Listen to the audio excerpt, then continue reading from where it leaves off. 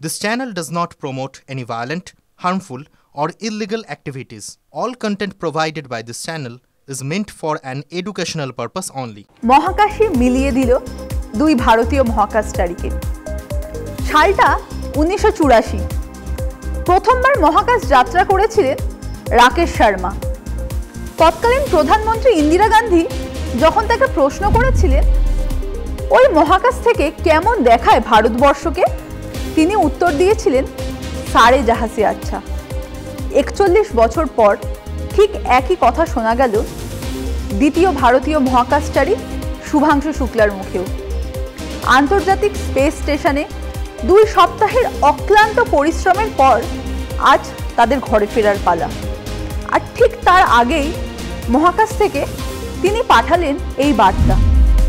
শুভাংশু শুক্লা কি করে পৃথিবীতে ফিরবেন, কেমন হবে তার এই যাত্রা, আজ ব্রিফিং রুমে আপনাদের এই তথ্যই আমি জানাবো ইপসা। গত 26শে জুন আন্তর্জাতিক স্পেস স্টেশনে পৌঁছান গ্রুপ ক্যাপ্টেন শুভাংশু শুক্লা। তবে এই যাত্রা এতটা সহজ ছিল না, বারবার বাধা আসছিল, বারবার এই মিশনের সময় পিছিয়ে যাচ্ছিল। শেষ পর্যন্ত 26শে জুন সফল হয় মহাকাশ যাত্রা।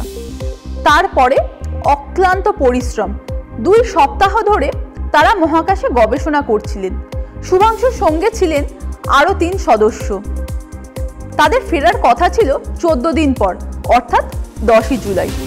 কিন্তু হঠাৎ জানা যায় ওই দিন শুভাংশুদের পৃথিবীতে ফেরা হচ্ছে না। তখনই বহু মানুষের মনে আশঙ্কা তৈরি হয়েছিল, সুনিতা উইলিয়ামসের সঙ্গে যা হয়েছিল তাই শুভাংশুদের সঙ্গেও হবে না তো? মাসের পর মাস শুভাংশুকেও মহাকাশে আটকে থাকতে হবে না তো? না, তা হচ্ছে না। পৃথিবীর বুকে মহাকাশযান নামবে মঙ্গলবার। ক্যালিফোর্নিয়ার উপকূলে প্রশান্ত মহাসাগরের ওপরে আছড়ে পড়বে শুভাংশুদের নিয়ে আসা এই মহাকাশযান। এই পদ্ধতিকে বলা হয় স্প্ল্যাশ ডাউন। ঠিক 9 মাস আগে সুনিতা উইলিয়ামসকে যেভাবে দেখেছিলেন যে তার ক্যাপসুল জলের মধ্যে এসে পড়লো, তারপরে স্পিড বোট গিয়ে তাকে উদ্ধার করে বের করে আনলো, ঠিক একই পদ্ধতিতে শুভাংশুদেরও নিয়ে আসা হবে। কিন্তু এই স্প্ল্যাশ ডাউন কেন করানো হয় সেই বিষয়েও একটু জানা দরকার। মহাকাশযান যখন বায়ুমণ্ডল ভেদ করে পৃথিবীর বুকে প্রবেশ করে এবং তারপরে মাটিতে আছড়ে পড়লে তাতে ভয়ঙ্কর বিস্ফোরণ বা সংঘর্ষ হওয়ার সম্ভাবনা থাকে।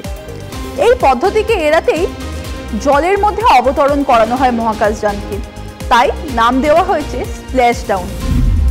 শুভাংশু ও 3 মহাকাশচারী 31টি দেশের 60টি নমুনা নিয়ে গবেষণা করেছেন। আজ তাদের সেই পরীক্ষার ফলাফল নিয়েই বাড়ি ফেরার পালা। ঠিক আমরা যেরকমভাবে রেজাল্ট নিয়ে বাড়ি ফিরতাম, আজ যেন শুভাংশুরও রেজাল্ট নিয়ে পৃথিবীতে ফেরার পালা। তা কিভাবে শুভাংশু পৃথিবীতে ফিরবেন, আসুন আমরা জেনে নিই সেই পদ্ধতিটাই। স্পেস এক্স ড্রাগন ক্রুতে আজকে ফিরবেন গ্রুপ ক্যাপ্টেন শুভাংশু শুক্লা, নাসার প্রাক্তন মহাকাশচারী পেগি উইটসন, পোল্যান্ডের স্লাউজ উজানাস্কি এবং হাঙ্গেরির টিবার কাপুর। ঘড়ির কাঁটায় যখন দুপুর 2টো, তখন স্পেস এক্স ড্রাগন ক্যাপসুলে উঠবেন শুভাংশু ও বাকি 3 মহাকাশচারী। এরপরে হ্যাচ বন্ধ করে দেওয়া হবে। কিভাবে ফিরবেন তারা? প্রথম ধাপই হচ্ছে আনডকিং। সহজ ভাষায় বলতে গেলে আন্তর্জাতিক স্পেস স্টেশন থেকে বিচ্ছিন্ন হওয়ার পদ্ধতি এটা।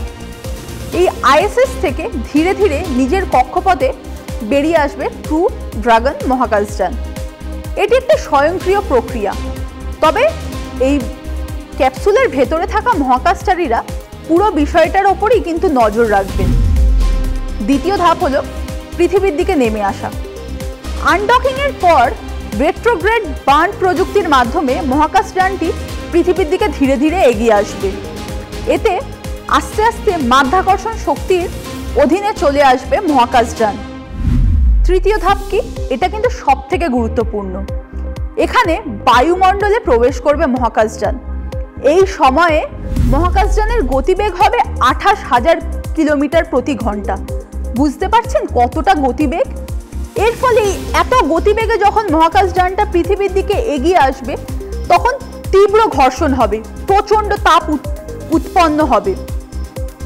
যাতে মহাকাশচারীরা পুড়ে না যান এই তীব্র তাপে, তার জন্য এই ক্যাপসুলের ওপরে কোটিং দেওয়া হয়েছে হিট শিল্ডের। শেষ ধাপ কি হবে? প্যারাশুটে করে অবতরণ। আস্তে আস্তে করে বায়ুমণ্ডলে প্রবেশ করার পরে প্যারাশুটগুলো ধীরে ধীরে খুলে যাবে, এরপরে গতি কমবে, তারপরে প্রশান্ত মহাসাগরে হবে স্প্ল্যাশ ডাউন। সমুদ্রপৃষ্ঠে অবতরণ করার পরে তারপরেই সঙ্গে সঙ্গে পাঠানো হবে এই স্পিড বোটগুলিকে। তারা গিয়ে শুভাংশু শুক্লা এবং বাকি 3 মহাকাশচারী যে রয়েছেন তাদের উদ্ধার করে বের করে আনবেন। কি নিয়ে ফিরছেন শুভাংশু? ড্রাগন মহাকাশযানে রয়েছে 263 কেজি বৈজ্ঞানিক উপাদান, যার মধ্যে রয়েছে 60টিরও বেশি মহাকাশ গবেষণার তথ্য ও নমুনা। এই যে দীর্ঘ প্রক্রিয়া, কেন এত পরিশ্রম?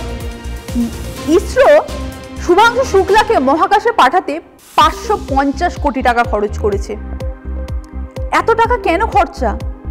কারণ ভারতের লক্ষ্য এর থেকেও অনেক বড়। এরপরেই ইসরোর তালিকায় রয়েছে গগনযান। ঠিক যেরকম চন্দ্রযান 3 আমাদের একটা বড় মিশন ছিল এবং যাতে গোটা পৃথিবীর কাছে ভারত তাদের নাম উজ্জ্বল ইতিহাসে লিখেছিল, ঠিক একইভাবে গগনযানও কিন্তু যদি সফল হয় তাহলে ভারত আরেক ইতিহাস গড়বে। আর এই গগনযানের সদস্যই হবে শুভাংশু শুক্লা। তবে পৃথিবীতে ফিরেই কিন্তু শুভাংশুর বাড়ি ফেরা হবে না, মায়ের হাতের রান্না খাওয়া হবে না। কেন? তাদের কিছুদিন থাকতে হবে রিহ্যাবে। কেন এই নিয়ম? মহাকাশে এতদিন মাধ্যাকর্ষণ শক্তি ছাড়াই ঘুরে বেড়াচ্ছিলেন শুভাংশুরা। তার ফলে পৃথিবীতে যখন তারা ফিরে আসছেন আবার তাদের মাধ্যাকর্ষণ শক্তির আকর্ষণ বোধ হবে। এই যে পরিবর্তনটা, এটার সঙ্গে খাপ খাইয়ে নেওয়ার জন্যই এই রিহ্যাবে রাখা হয়। তাদের বিভিন্ন রক্ত পরীক্ষা করা হবে, করানো হবে হাঁটা চলার প্র্যাকটিস। অর্থাৎ ঠিক যেরকমভাবে আশঙ্কা করা হয়েছিল যে সুনিতা উইলিয়ামস মহাকাশে গিয়ে হাঁটা চলা ভুলে গিয়েছেন, তার পার সরু হয়ে যেতে পারে, শুভাংশুদের ক্ষেত্রেও যাতে একইভাবে এই বিপদ না হয় তার জন্যই এই রিহ্যাবের ব্যবস্থা। মহাকাশে কেমনভাবে সময় কাটাতে হয়, কিভাবে তার পরিবেশের সঙ্গে নিজেকে খাপ খাইয়ে নিতে হয়, সেই কারণেই কিন্তু শুভাংশু শুক্লাকে পাঠানো হয়েছিল এই অ্যাক্সিয়াম 4 মিশনে। আজ তার অভিজ্ঞতা সংগ্রহ করে পৃথিবীতে ফেরার পালা। শুভাংশু পৃথিবীতে ফিরলে তার মা বাবা যেমন আনন্দিত হবে, তেমনই কিন্তু আনন্দিত হব আমার আপনার মতো সাধারণ ভারতীয়রা। কারণ ভারত আরেক ইতিহাস তৈরি করার পথে যে এগোচ্ছে, এই ধরনের আরও খবর জানতে চোখ রাখুন TV9 বাংলা ডিজিটালে।